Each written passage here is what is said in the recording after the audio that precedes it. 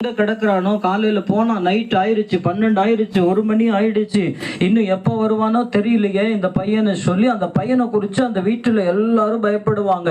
அம்மா சொல்லுவாங்க, அந்த மகன் என்னுடைய வயிற்றுல பிறக்காம இருந்திருந்தாலே நல்லா இருந்திருக்கும், அவனை பெற்றதுக்கு ஒரு ஆட்டாங்கல்ல பெற்றிருக்கலாம், ஒரு அம்மிக்கல்ல பெற்றிருக்கலாம், போயும் இந்த பையன் நம்ம குடும்பத்தில் வந்து பிறந்தானே அப்படின்னு சொல்லி அந்த பையனை குறித்து ரொம்ப எல்லாரும் அவனை வெறுத்து ஒதுக்குவாங்க. அந்த பையன் ஒரு நாள் பார்த்தான், அம்மாவை பிடிக்கல, அப்பாவை பிடிக்கல, கூட பிறந்த அண்ணன் தம்பிகளை பிடிக்கல, யாரையுமே பிடிக்கல. கடைசியில் அந்த மகனுக்கு, அந்த பையனுக்கு அவனையே பிடிக்கல. ஒரு நாள் என்ன பண்ணா, வாழ்ந்து என்ன பண்றது, இந்த உலகத்துல எங்க அம்மாவை பிடிக்கல, எங்க அப்பாவை பிடிக்கல, எங்க கூட பிறந்தவங்களை யாரையும் பிடிக்கல, தன்னுடைய இஷ்டத்துக்கு விட மாட்டேன்றாங்க, எப்ப பார்த்தாலும் புத்தி சொல்றாங்க, அதை பண்ணாதுன்றாங்க, இதை பண்ணாதுன்றாங்க. இப்படி சொல்லி என்ன பண்ணாங்க, அவனை வேதனைப்படுத்தினாங்க. அவனால சுதந்திரமா அவனுடைய அந்த காரியங்களை செய்ய முடியல. ஒரு நாள் அவங்கள நல்ல ஃப்ரெண்ட்ஸ், என்னுடைய நண்பர்கள் தான், என்னுடைய ஃப்ரெண்டு தான் எனக்கு உயிர் அப்படின்னு சொல்லிக்கிட்டு நினைச்சிட்டு இருந்த அவன் ஒரு நாள் ஒரு வேலைக்கு போறான். அந்த வேலைக்கு போயிட்டு திரும்பி 11 மணிக்கு வர்றான். வீட்டில் எல்லாரும் ஒரே அழுதுகிட்டு உட்காந்து இருக்கிறாங்க. வந்து என்னன்னு கேட்குறான். வந்துட்டு நைட்டு வரும்போதே குடிச்சிட்டு தான் வருவான். வந்துட்டு குடிச்சிட்டு வீட்டில் என்னன்னு கேட்கும் போது அவங்களுடைய சகோதரி சொல்றாங்க, எல்லாம் உன்னுடைய ஃப்ரெண்ட்ஸ் தான், உன்னுடைய ஃப்ரெண்டுன்னு சொல்லி எப்போ பார்த்தாலும் ஃப்ரெண்டுங்களுக்கு கூட போனல, ஃப்ரெண்டுங்க அப்பாவை அடிச்சுட்டாங்க, அப்பா ஏதோ கேட்க போனதுக்கு அப்பாவை அடிச்சுட்டாங்க, அப்பா இது வரைக்கும் அழுந்து பார்த்ததே இல்லை, அந்த பசங்க எல்லாம் சேர்ந்து குடிச்சிட்டு அப்பாவை அடிச்சுட்டாங்க. அப்போ இந்த பையனுக்கு ஒன்று தோணுது, ஃப்ரெண்டுன்னு சொல்லிட்டு இருந்தோமே, நண்பர்கள்னு சொல்லிட்டு இருந்தோமே, அவங்க எப்படி என்னுடைய அப்பாவை அடிப்பாங்க, என்னுடைய அப்பாவை அடிச்சுட்டாங்களா, இந்த ஃப்ரெண்டுகளுக்காக உயிரை கூட கொடுப்பேன்னு ஒவ்வொரு ஃப்ரெண்டுங்களும் சொல்லிக்கிட்டு இருக்கும்போது இந்த நேரத்தில் பார்த்தா அந்த அப்பாவை, அந்த நண்பருடைய, அந்த பையனுடைய அப்பாவை அடிச்சுட்டாங்களா அப்படின்னு சொல்லி அந்த பையனுக்கு என்ன ஆயிடுச்சு, ரொம்ப கோவம். அன்னைக்கு நைட்டே தூக்கமே வரல அவனுக்கு, எப்படியாவது இவனுங்களை நாளைக்கு கேட்கணும்னு சொல்லிட்டு அடுத்த நாள் காலையில் எப்போ விடியும்னு பார்த்துட்டு போயிட்டு ஒரு இடத்துல எல்லாரும் கூடுவாங்க. தினந்தோறும் குடிக்கிறது தான் வேலை, அந்த அக்கௌண்ட் வச்சு குடிப்பானுங்க. அப்படிப்பட்ட ஃப்ரெண்ட்ஸ் எல்லாரும். அப்போ எல்லாம் கேட்கும் போது என்ன நடந்ததுன்னே எங்களுக்கு தெரியல அப்படின்னு சொல்லிட்டாங்க அந்த ஃப்ரெண்ட்ஸ். இவனுக்கு நண்பர்கள் அப்படி பண்ணியிருக்க மாட்டாங்க. வீட்டில் வந்தால் சொல்கிறாங்க, மறுபடியும் நண்பர்களோடு சேர்ந்துட்டியா, நீ அப்பாவையே அடித்த பசங்க அவங்க கூட சேர்ந்துட்டியா, அங்கே போனால் நாங்கள் எதுவும் சரியில்லை தெரியல, நாங்கள் சும்மா அப்படியே தடுத்தோம், அப்பா விழுந்துட்டாங்க அப்படின்னும் போது இவனுக்கு சமாதானமே இல்லை, நிம்மதியே இல்லை. ஒரு நாள் என்ன பண்ணா, அப்படி அந்த நாளில் என்ன பண்ணான்னா, நண்பர்களை பிடிக்கல அவனுக்கு, அவனுங்களோடு சேர்ந்து குடிக்கிறது பிடிக்கல, அவனுங்களோடு சேரக்கூடாதுன்னு முடிவு பண்ணான். வீட்டை பகைச்சுக்கிட்டு அவங்களோடையும் சேர முடியல, அவங்கள பகைச்சுக்கிட்டு வீட்லயும் இருக்க முடியல, இவனுக்கு சமாதானமே இல்லை.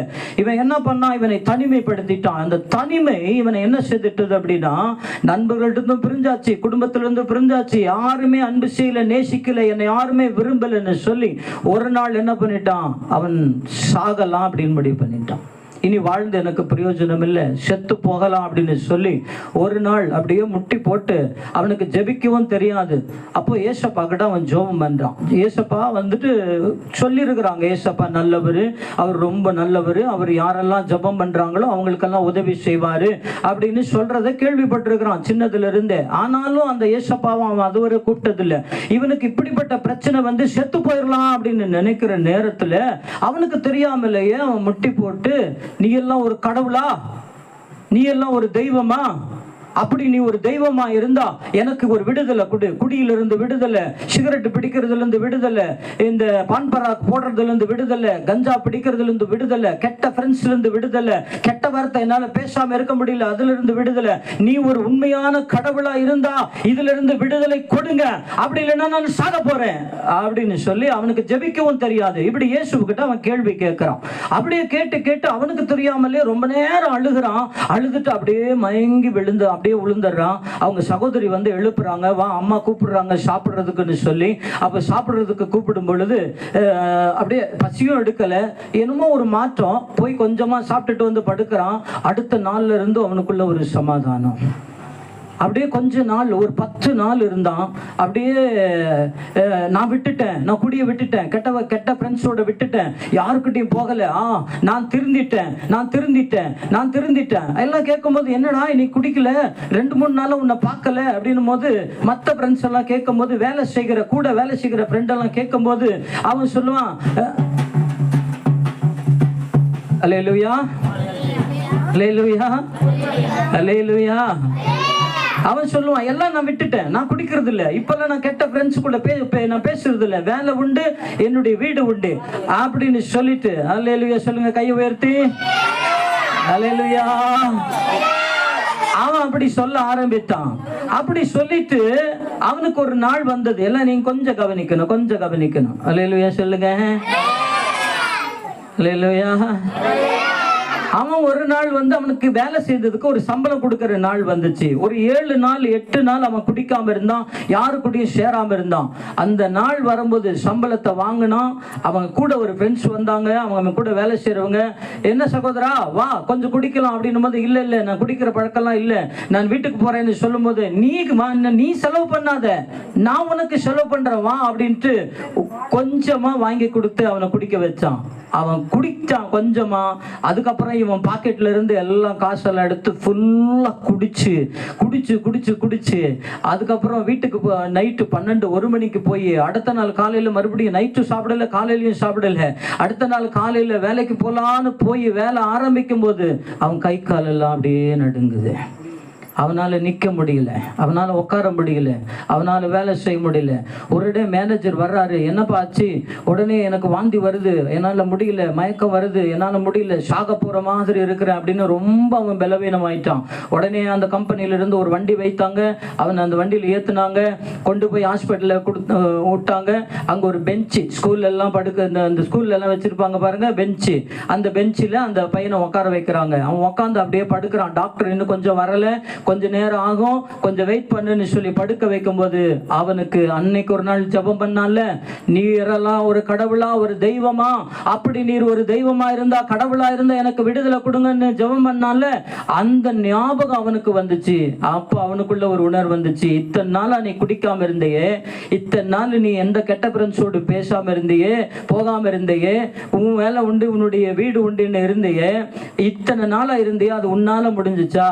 உன்னால முடியல, நான் தான் கடவுள், என்னால தான் உனக்கு அந்த விடுதலை கொடுக்க முடிஞ்சிச்சு, ஆனாலும் நீ என்னை விட்டு போயிட்ட அப்படின்னு சொன்ன உடனே அந்த மகன் என்ன பண்றான்? அழுது பயந்து, ஐயோ இனிமேல் நான் குடிக்க மாட்டேன், இனிமேல் நான் செய்ய மாட்டேன், உண்மையாலுமே நீங்க கடவுள்னு சொல்லிட்டு அடுத்த நாளே அவன் ஒரு முடிவு எடுக்கிறான், ஒரு தீர்மானம் எடுக்கிறான்.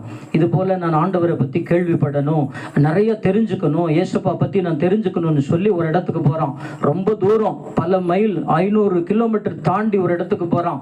அங்க உங்களை மாதிரியே உட்கார்றான், ஆண்டவருடைய வார்த்தையை கேட்கிறான், வசனத்தை கேட்கிறான், அழுகிறான். ஆண்டவரே இவ்வளவு நாள் நான் இப்படிப்பட்ட பாவத்தெல்லாம் நான் செஞ்சுட்டேனா?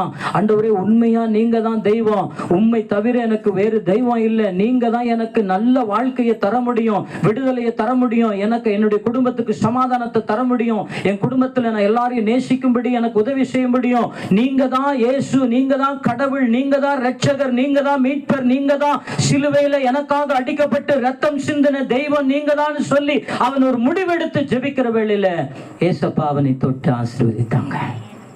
அல்லேலூயா. அதுக்கப்புறம் 25 வருஷமா அவன் குடிக்கவும் இல்லை, கெட்ட ஃப்ரெண்ட்ஸோடு அவனுக்கு சேரவும் முடியல, அவன் எந்த பழக்கமும் இல்லை, அவனை யாரையும் அவனும் வெறுக்கல, அவனையும் யாரும் வெறுக்கல. இன்னைக்கு எல்லாரும் பாஸ்டர் ஸ்தோத்திரம் பாஸ்டர் அப்படின்னு சொல்லி அவனை எல்லாரும் வாழ்த்துறத இந்த நாள்ல பார்க்கறான். அல்லேலூயா. அந்த ஒரு அம்மா அப்பா இருந்தாங்கல்ல, ஒரு தாய் தகப்பனுக்கு 13 பிள்ளைங்க இருந்தாங்கல்ல, அந்த 10வது ஒரு பிறந்த பையன் அப்படி இருந்தான்ல, அந்த பையன் வேற யாரும் இல்லை, நான் தான். அல்லேலூயா, அல்லேலூயா. என்ன போல ஒரு மோசமான ஒரு பையன் யாருமே இல்லை. நான் அழுது ஆண்டவர்கிட்ட ஒப்பு கொடுத்து, ஆண்டவரே எல்லாம் தெய்வம்னு ஓடுனேன், கல்லு தெய்வம், மண்ணு தெய்வம், மரம் தெய்வம்னு ஓடுனேன், எல்லா நண்பர்கள் எங்கெல்லாம் கூப்பிடுறாங்களோ அங்கெல்லாம் ஓடுனேன். ஆனா நீங்க தான் எனக்காக ரத்தம் சிந்தி உயிர் கொடுத்து ஜீவனை கொடுத்து மரித்து அடக்கம் செய்யப்பட்டு 3வது நாள் எழும்பி இன்னைக்கும் நான் கூப்பிட்டா எனக்கு உதவி செய்கிற ஒரே ஒரு தெய்வம் நீங்க தான் அப்படின்னு சொல்லி நான் ஜெபித்து ஒப்பு கொடுத்ததுனால இன்னைக்கு என்னைய சந்தோஷமா சமாதானமா வைத்திருக்கிறாரு. அல்லேலூயா. உங்களுக்கு சமாதானம் வேணுமா? உங்க குடும்பத்துல யாருக்காவது விடுதலை வேண்டுமா? ஏசப்பாவை நீங்க நம்பணும். சும்மா விளையாட்டு காரியம் இல்லை. வந்து ஆடி பாடி அப்படியே டான்ஸ் ஆடிட்டு போயிடக்கூடாது. நமக்காக ரத்தம் சிந்தின இயேசுவை போல ஒரு தெய்வம் இந்த உலகத்துல யாரும் இல்லை. அல்லேலூயா, அல்லேலூயா, அல்லேலூயா. ஒரே ஒரு பைபிள்ல இருந்து வசனம், மார்க்கு நற்செய்தி 10வது அதிகாரம் 46வது வசனம். யாராவது விரைவா வாசிக்கலாம். மார்க்கு நற்செய்தி 10வது அதிகாரம் 46ஆம் வசனத்திலிருந்து சீக்கிரமா 45லிருந்தே வாசிக்கலாம். மைக்கில் வாசிங்க. மார்க்கு நற்செய்தி. சரி, நீங்க எடுத்துட்டீங்களா? மார்க்கு நற்செய்தி 10வது அதிகாரம் 45